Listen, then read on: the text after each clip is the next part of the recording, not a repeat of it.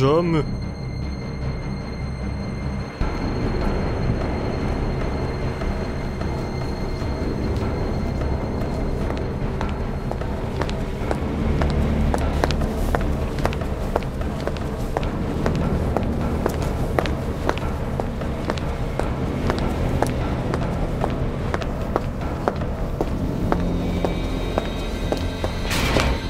Ouah, qu'est-ce que tu fais là? Qui êtes-vous? Et qu'est-ce que vous me voulez? Putain, Lucky, c'est moi, Claire. Putain Claire, mais la prochaine fois que tu te métamorphoses, préviens-moi, envoie-moi un SMS ou fais-le en face de moi parce que là franchement, je m'y perds à chaque fois. Je tâcherai d'y penser. Mais au fait, qu'est-ce que tu faisais avec cette capote? Cette capote? Oh ça, c'est rien, c'est juste que... Quand je me balade la nuit dans la rue, Eh bien, j'ai toujours une capote. Comme ça, bim! Une femme m'aborde dans la rue et pouf! Je sors une capote. Ce qui a pour effet de... bah je sors une capote et bon, elle est surprise. Du coup, elle fuit, c'est ça? J'ai pas encore eu l'occasion d'expérimenter pour obtenir un protocole concluant. Mais toi, t'as ressenti quoi? Une grande incompréhension. La déstabilisation, hein? Ça me va. T'as peur de te faire agresser par une femme? Eh, hein, je suis désolé, hein, on ne sait jamais. Après ce que j'ai étudié ces derniers temps, bah, je peux te dire qu'on n'est pas loin de l'avènement d'un futur régime matriarcal prônant la ségrégation des mâles. Tu te fous de moi? T'es devenu cinglé ou quoi? Ouais, je crois. Allez, ma gagneuse, tu vas en faire une jolie petite vidéo. Non, Claire, pas à mon cabinet. Parce que si on va à mon cabinet, il y a les poneys qui m'y attendent et qui vont me tuer. Les poneys? Oui, Claire. Les poneys!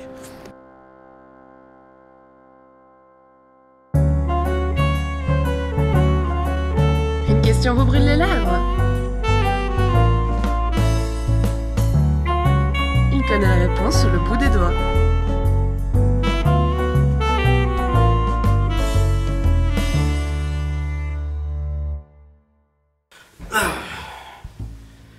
Bon, bah nous voulons en sécurité chez toi. C'est un peu le bordel ici, non? Tu veux retourner chez toi? Avec les poneys? On va éviter les poneys. Ah. Quoi qu'il en soit, chers amis, je suis ravi de vous retrouver aujourd'hui pour ce numéro consacré aux poneys de la série My Little Pony. Et on ne sait vraiment pas à quoi on s'expose. Monsieur fait preuve ici d'une inconscience monstre. C'est pourquoi nous allons faire appel à une personne qui se portera garant de ta droiture morale. Il dit quoi par rapport? Vu ce que tu vas balancer, il nous faut quelqu'un pour calmer les foules. Ouais, fort bien. Intervention Ginger! Bonjour les blaireaux, ici Ginger, et aujourd'hui je me permets d'intervenir dans cette émission parce que ça va shitstormer sévère. C'est de la provocation et de l'incitation à la haine sexuelle, et j'aime pas trop les sexistes et les fils de pute. Dans ce numéro, le docteur Loki va vous parler d'un monde sous la houlette d'un pouvoir matriarcal qui soumet les mâles, comme dans Calmos. J'appelle ça du sexisme. Le docteur Loki et Claire décident de vous parler de la sexualité des poneys de My Little Pony de manière outrancière. Vous allez voir que l'histoire racontée, ça va être misogyne à mort. Je le sens arriver à 100 km. Ah! Rosebud! Mais t'as fait quoi là? Elle enfonçait plus le clou qu'autre chose. Mais tu l'as tué! Bah t'as bien tué Monsieur 3D et il fait toujours des vidéos. Ouais, mais bon, Ginger... Bon, bah on se lance. Et on va commencer par quelque chose qui vous gave grave, un historique. Tu peux vraiment pas t'en empêcher. Non! Oh mon Dieu, suis-je bête! Pour ceux qui ne connaissent pas My Little Pony, ou qui préfèrent justement se palucher sur d'autres séries telles que les Super Nana, ou bien les Spy Girls, sachez que My Little Pony est une série qui parle de petits poneys qui vivent des aventures merveilleuses dans le monde d'Equestria. Alors il existe une théorie qui tourne autour du monde d'Equestria, mais je tiens à vous le signaler, ceci n'est pas une théorie, ce sont des faits. La série est une série de science-fiction et prend place dans un lointain futur où notre société a fini par sombrer dans la guerre et dont il ne resta plus que des ruines sur lesquelles ont été rebâties les cités par des poneys mutants qui ont développé des dons particuliers.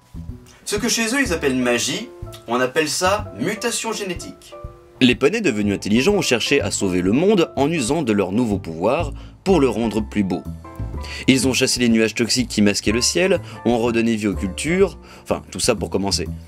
D'ailleurs, quand à parler de mutation, parlons des chimères étranges qui ont pris vie, comme Discord ou le centaure Lord Tyrek, ou Tyrek. Oh, et pensez à un détail qui relève de la période post-apo qu'ont connu les humains de ce monde. Manhattan, si ça se prononce comme ça ressemble à s'y méprendre à Manhattan, mais aussi à Man-Eaten, ce qui en anglais donne homme mangé.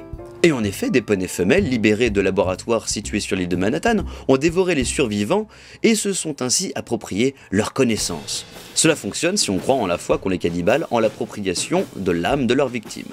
Kikini de caca. Ouais, tout à fait. Désolé. Quoi qu'il en soit, ces femelles se sont organisées en société, puis sont parties du principe que les grandes guerres étaient du fait du sexe mâle, et qu'il fallait réguler tout ça. C'est donc dans le plus grand secret que les reines poneys ont instauré un régime de ségrégation des mâles. Shitstorm is coming.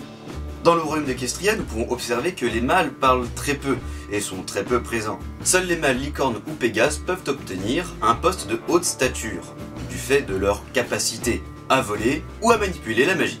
Les poneys ne disposant pas de ces attributs sont destinés aux travaux au champ, à des postes de chevaux tracteurs de diligence ou à une carrière militaire.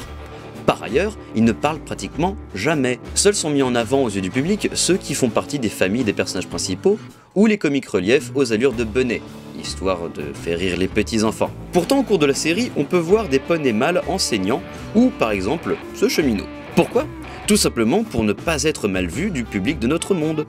Le royaume d'Equestria doit après tout être utopique et gai, unitaire et égalitaire. Pour cela, les mâles instruits sont à portée de Manhattan. La grande ville de Manhattan, je sais pas si on prononce ça comme ça, est en gros comme Hong Kong pour la Chine. Autrement dit, une région administrative spéciale régie par une législation indépendante. Les mâles y sont libres d'exercer n'importe quelle fonction, et d'ailleurs, ils peuvent tout aussi bien avoir une éducation égale à celle des femelles. Ce qui fait qu'ils ne souffrent pas de la ségrégation sexuelle exercée dans tout le pays. Et puis, il faut pas croire, hein, les mâles en devanture, il y en a une bonne liste. Puis bon, faut pas oublier que parmi les personnages principaux, il y a aussi un mâle.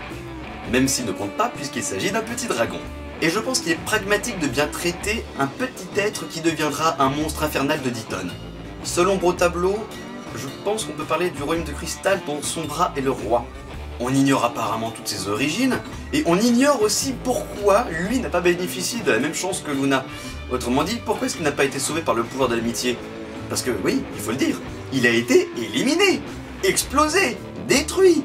Il reviendra plus, Sombra. La raison est simple. Pour bien faire comprendre que les mâles étaient le mal, les premières reines ont conçu cet ignoble, cruel et belliqueux personnage dans une optique propagandiste. Quand il a cherché à prendre sa revanche, Sombra a donc purement et simplement été éliminé pour effacer toutes les preuves. Je crois que tu viens de perdre un grand nombre d'abonnés. C'est pas grave, comme ça il y a que les vrais qui sauront. On peut passer à ce qui intéresse vraiment les gens. Comme ça, sans mon costume, sans mon décor. Ok. Ferme les yeux. Prends une grande inspiration. Imagine-toi chez toi. Et maintenant, ouvre les yeux. Ah, mon bureau. Cool. Et qu'est-ce que je fous à poil? Voilà, en costume c'est mieux. Merci Claire. Quoi qu'il en soit, passons maintenant à la reproduction. Et vous allez savoir ce qui se passe avant que l'on demande « Alors, tu clopes ?» Tout d'abord, distinguons les différents types de poneys. Nous avons les poneys classiques, comprenant les petits poneys, les chevaux, des zèbres et des bourrins en tout genre. Nous avons les licornes, dotés d'une corne et pouvant manipuler la magie. Les pégases, poneys ailés et pouvant manipuler la météo. Et enfin les alicornes, poneys mi-licorne, mi-pégase.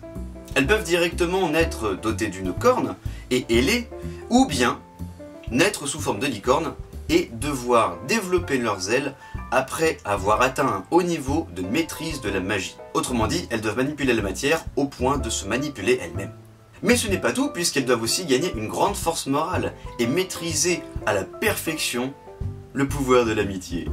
Mais bien évidemment, pour que cela fonctionne, elles doivent bien sûr avoir les prédispositions génétiques. Et maintenant, pour faire plaisir, voyons la sexualité de nos personnages principaux. Voyons. Twilight Sparkle, hétérosexuelle. Applejack, lesbienne. Et je ne dis pas ça parce qu'elle a des allures de cow-boy et de garçon manqué, attention. Rarity, hétéro, mais cependant à cause de son amour pour elle-même, elle serait plutôt rangée dans la catégorie onaniste narcissique. En gros, elle se tripatouille en regardant son reflet dans la glace. Fluttershy, hétéro, mais sous réserve. Rainbow Dash, lesbienne. D'ailleurs, elle brandit son orientation en pétant le drapeau LGBT. Et dans le feutré, elle flirte avec Applejack. Pinkie Pie, Rien de défini. Les marques de beauté ont leur spécificité, mais ne concernent pas que les talents dans la vie de tous les jours. Cela concerne aussi les appétences sexuelles. Et pour illustrer, reprenons encore les personnages principaux. Sa marque indique son talent pour la magie, et on peut présupposer qu'elle peut faire tout plein de jolies choses, des illusions, des transformations, etc. Pareil au pieu, Applejack. Sa marque indique son amour de la nature, elle aime donc conclure dans le foin et faire l'amour au grand air. Rarity. Cette marque indique son don à trouver des pierres précieuses, mais marque aussi son penchant pour le clinquant, le luxe. Bien loin des goûts d'Applejack, n'escomptez pas faire des galipettes avec elle si vous touchez le RSA. Fluttershy. Son don à parler aux animaux et sa personnalité timide ne l'encouragent pas à aller vers les mâles de son espèce. Mais si une envie de sexe lui vient d'un coup et qu'il n'y a qu'un ours dans le coin, bah... Fluttershy, l'ami des animaux. Rainbow Dash. Outre son talent pour le vol et le contrôle des nuages, étudions cette marque. Un arc-en-ciel dans un petit nuage. Vu qu'on va le produire un arc-en-ciel par l'arrière-train, j'en viens à penser que Rainbow Dash est une fétichiste d'épée. Bah quoi, c'est une forme de fétichisme comme un autre. Ça s'appelle la flatuphilie. C'est très bizarre, je sais, mais ça existe. Pinkie Pie, son don est celui de la fête, et bien pour le sexe c'est pareil. Vous êtes prêt à faire la fête quel que soit votre âge, votre sexe, votre espèce ou votre nombre? Bien, bien, tant qu'il y a de la place, Pinkie Pie est prête à vous accueillir. Les jeunes poneys, ça ne compte pas. Elles doivent d'abord se faire dévierger le flanc. Par contre, vu qu'il n'y a pas d'humains en ce monde, on est en droit de se demander pourquoi est-ce que certains poneys portent une selle sur le dos. Sûrement un jeu sexuel. Bon, maintenant que nous avons établi que les penchants sexuels chez les poneys étaient aussi variés que chez nous, voyons maintenant comment se danse la reproduction. Bon, les poneys sont des mammifères mutants, mais il n'empêche que le fonctionnement est pareil que chez nous. Un mâle, une femelle, et c'est parti pour le rodéo. Mais il ne faut pas faire n'importe quoi. Regardez. Suivant la race du poney, vous n'aurez pas le même résultat. Seules les femelles peuvent donner une particularité de rang supérieur à leur progéniture. Exemple, seule une licorne femelle peut transmettre sa corne à son enfant si le père est un poney de base. Même chose pour les pégases. En revanche, si un mâle pégase se reproduit avec une ponette, la mère devra demander à une bonne amie licorne de lui sonder l'utérus pour réveiller par magie les gènes inactifs de la licorne mâle. Pour les licornes, c'est une autre paire de manches. Il faut 2 licornes en même temps pour activer les gènes, justement parce que les futurs pouvoirs du petit demandent beaucoup plus d'attention. Oh attention Clopper, je te vois là. Range ta quéquette tout de suite et retourne dessiner chez toi des culs de poney surpiqués par des abeilles. C'est vrai quoi, merde. Tu salis l'image des brownies. Et là, chers amis brownies, vous allez me demander... Ouais, mais pourquoi n'y a-t-il pas d'alicorne mâle? Il devrait y en avoir. Et laissez-moi vous dire que votre question est légitime. Mais bon, d'autres que vous diront « Oui, mais ça c'est un droit réservé aux princesses ». Or, il y a des princes. Je vais donc vous balancer la chose de but en blanc. Oui, il peut y avoir des alicornes mâles. Cependant, ils ne naissent pas avec leurs ailes. Bah oui, même s'ils sont de sang royal, ils n'ont qu'une corne. Et parfois, même pas d'ailleurs. Pire encore, pour pouvoir développer leurs ailes, les mâles devraient être en mesure d'éprouver leur magie, ainsi que leur don pour l'amitié. Mais vous imaginez dans ce pays, laisser un mâle évoluer à tel point, c'est de la folie, c'est prohibé. Donc non, on ne les aide pas. Après pour la reproduction, s'acoquiner avec un mâle est très mal vu. Et rares sont les ponettes qui ont la chance d'avoir un accouplement classique avec un mâle, puisqu'elles font ça dans le secret. Mais il faut que personne ne le sache. Ou alors il faut vraiment qu'elles soient haut placées.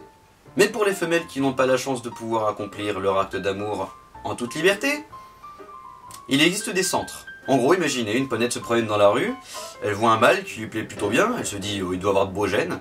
Donc du coup, elle prévient les autorités de l'identité du poney mâle. Les autorités vont chercher le mâle, le mettre dans le centre de reproduction évidemment. Il a une petite case bien sympathique, on pose le mâle devant une vidéo porno poney, on met ses kikouttes dans une treilleuse, la treilleuse pompe le jus, et le jus est transmis directement à la ponette, histoire de l'inséminer. C'est romantique. Tu peux me dire où tu vas chercher tout ça? Bah ce coup-ci, pour te préserver, j'ai dû faire des recherches tout seul. Désolé. Bah, un monde dirigé par des femmes, avec des mâles montés comme des ânes. La culotte de cheval. T'as quelque chose à redire? J'ai rien dit. Tu voudrais pas me raccompagner jusque chez moi? Je me sens pas spécialement en sécurité. C'est pas venu ici. T'essaies de me remettre sur le droit chemin, c'est ça? T'as tout compris. Bon bah... on se revoit au prochain numéro.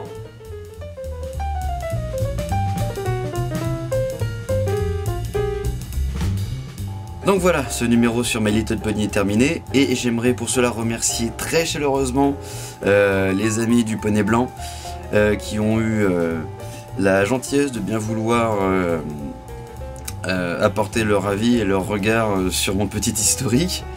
Alors je voudrais donc remercier Cubrut. Oui, non, ce pseudo je peux pas, hein. Surtout qu'en plus il y a un Q majuscule au départ, donc ça devrait se lire Cubirout.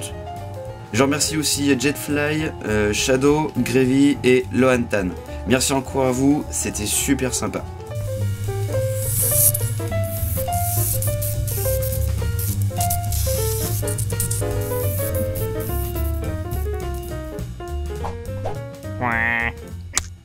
Jamais.